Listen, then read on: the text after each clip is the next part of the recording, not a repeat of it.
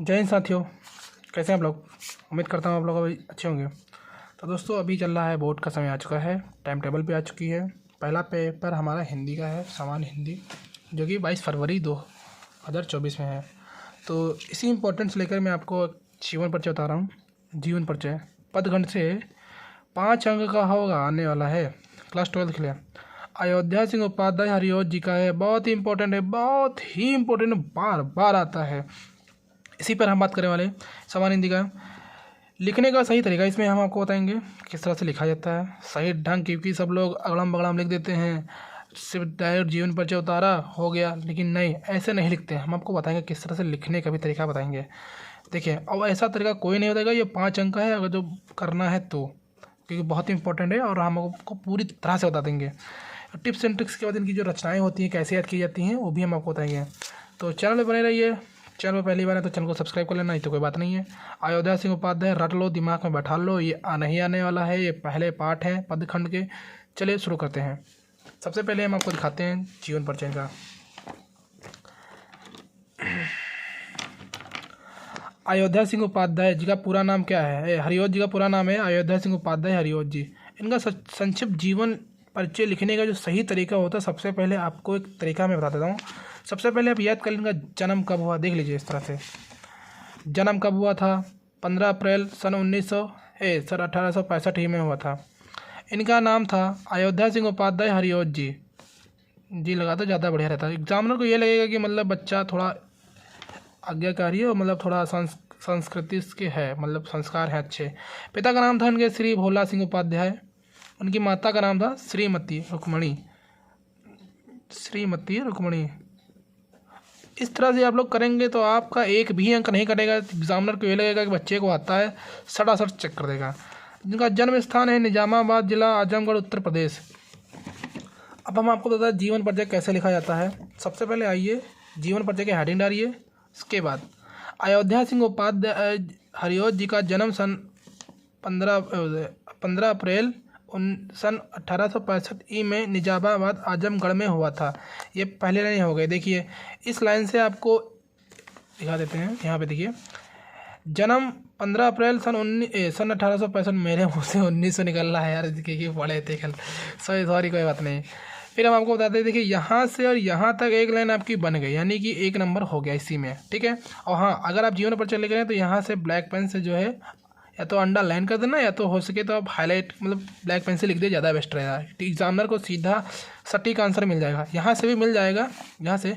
लेकिन ये आपका तरीका देखा जाए किस तरह बच्चे लिख रहा है, कैसे इसको आता है, तो लिखने का तरीके, इसमें आपको 5 अंक पूरे मिलेंगे। तो चलिए आगे बढ़ते हैं।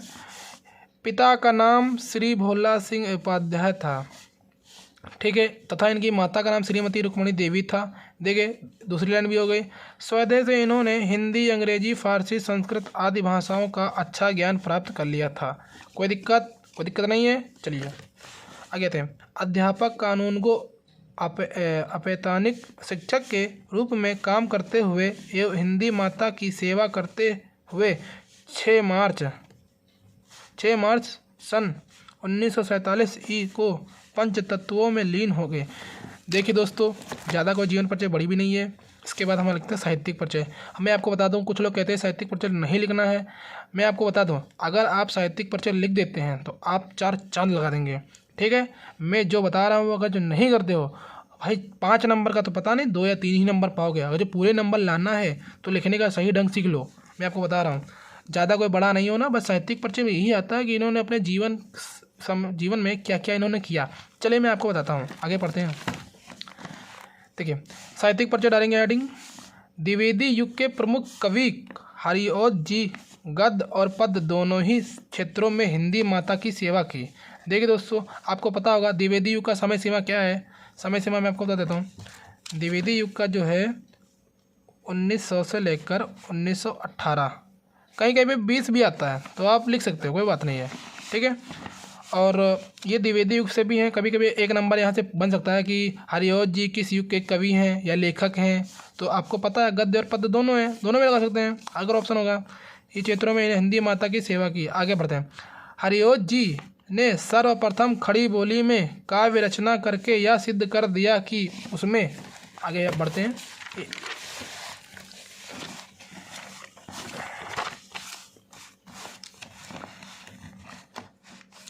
दोस्तों सबसे पहले मैं आपको बताता हूँ, बहुत इंपॉर्टेंट है क्वेश्चन, 1 नंबर में हमेशा आता है। हिंदी का प्रथम महाकाव्य कौन है? पृथ्वीराज रासो। ये भी आप पढ़ लीजिए, लगा यहाँ पे तो अच्छी बात है, 1 नंबर का मिल गया।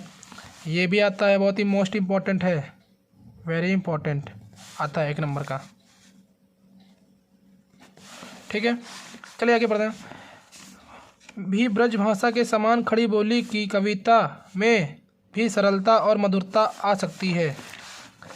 थोड़ा सा पढ़ लेंगे, कोई ज़्यादा वो नहीं है, बाकी ज़्यादा नहीं, आप 3 से 4 लाइन लिख देंगे तब भी बढ़िया रहेगा। इनमें एक श्रेष्ठ कवि के समस्त गुण विद्यमान थे। उनका प्रिय प्रवास महाकाव्य अपनी काव्यगात विशेषताओं के कारण हिंदी महाकाव्यों के। अब मैं आपको एक यहाँ पे बात बताता हूँ, कभी क्वेश्चन एक ऐसा बन सकता है कि हिंदी खड़ी बोली का प्रथम महाकाव्य कौन है? तो देखिए, प्रथम महाकाव्य जो है प्रिय प्रवास है। प्रिय प्रवास, ये क्वेश्चन हमेशा आता है, प्रिय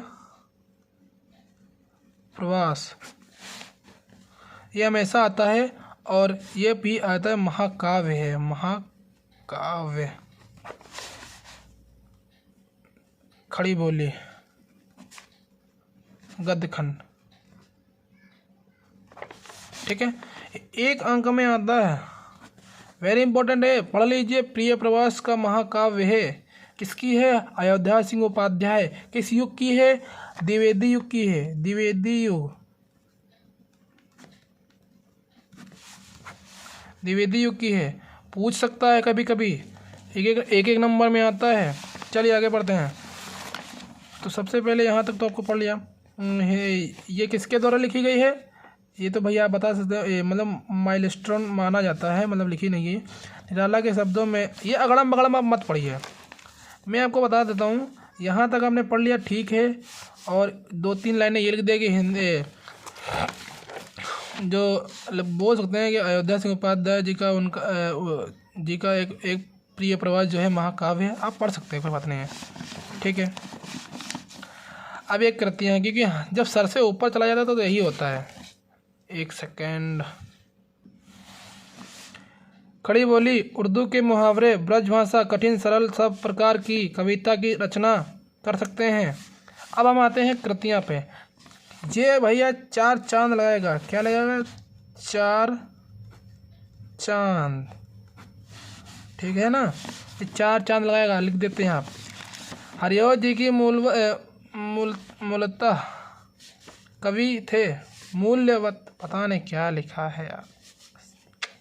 हरिओ जी के, हरिओ जी कवि थे। आपको 2 चीज़ें पता होनी चाहिए, ये लेखक और कवि दोनों थे।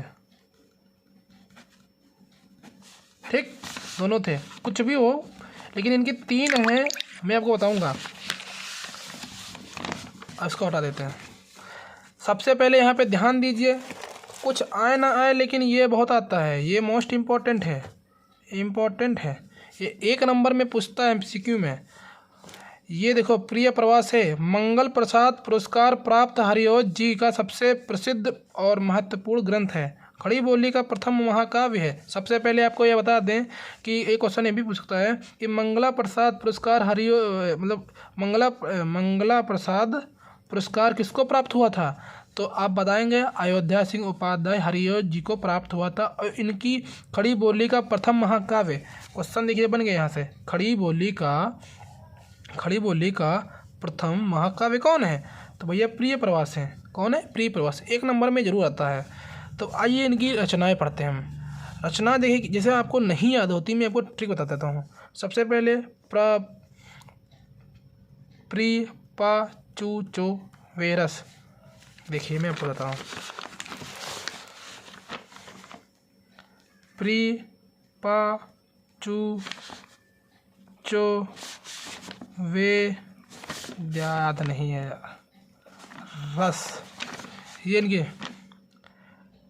प्रिप चुचो वे, अरे है थोड़ा, पहले बार में अटपटा लगेगा, लेकिन मैं आपको बताता हूँ। प्रिप चुचो वेरस, देखिए मैं आपको ट्रिक बता देता हूँ। अरे यार,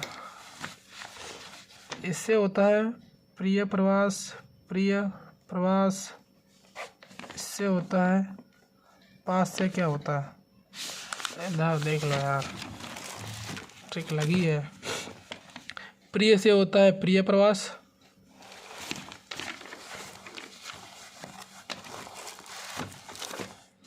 ठीक है।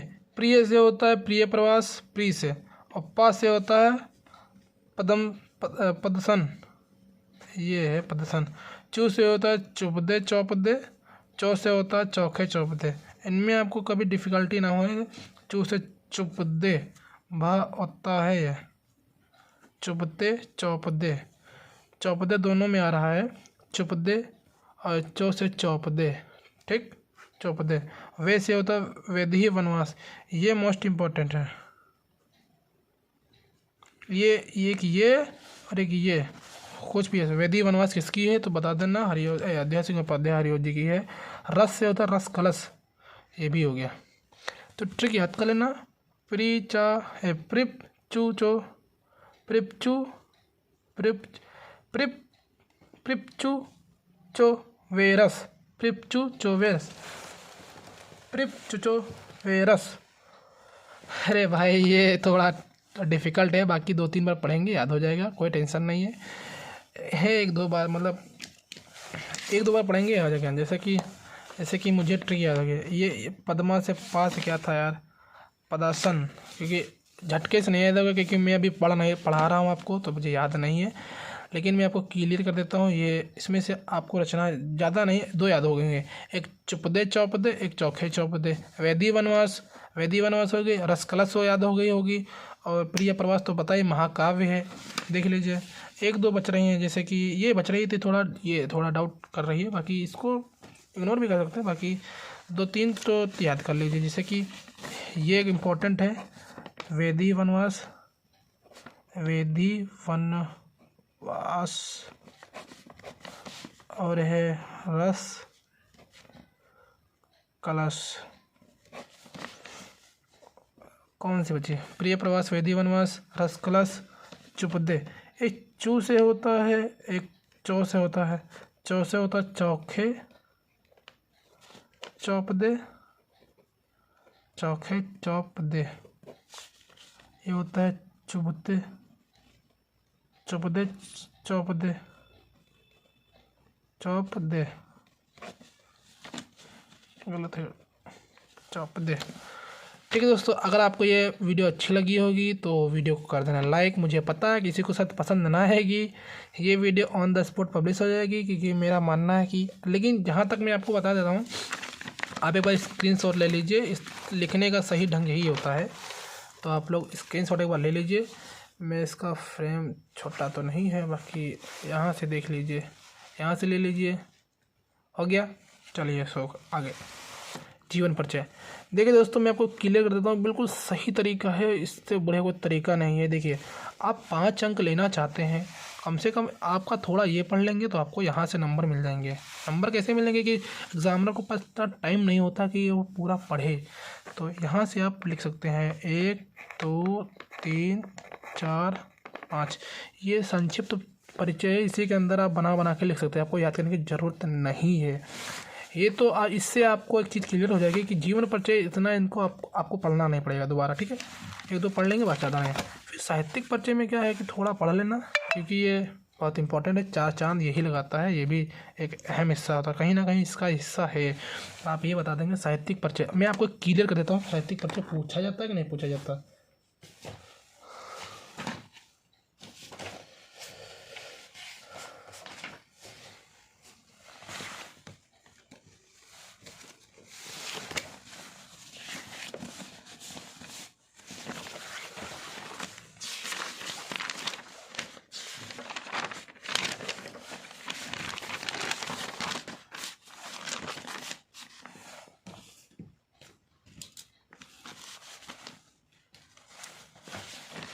इधर साहित्यिक परिचय जूम करके दिखा देते हैं थोड़ा।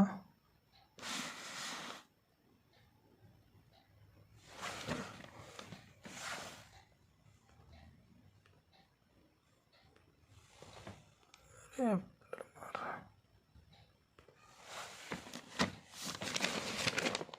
देखिए लिखा रहा है, निम्नलिखित में से किसी एक लेखक का साहित्यिक परिचय देते हुए उनकी प्रमुख कृतियों का उल्लेख। मैं आपसे ये नहीं कह रहा हूँ, 5 अंक का है, ज़्यादा आपको नहीं है। वासुदेव अग्रवाल जी है, हजारी प्रसाद द्विवेदी है, प्रोफेसर रेड्डी जी है, सुमित्रानंदन पंत, रामधारी सिंह दिनकर, मैथिली सड़गुप्त। ये पुराने पेपर हैं, ये अपना वही है। लेकिन हाँ, जहाँ तक ये आएगा 2023 का है। इसके पेपर जो हैं 7 सेट बनते हैं, 7 सेट में भरपूर आता है। पढ़ लेना, तैयारी कर लेना। चलिए मिलते हैं किसी नेक्स्ट वीडियो में, बाय।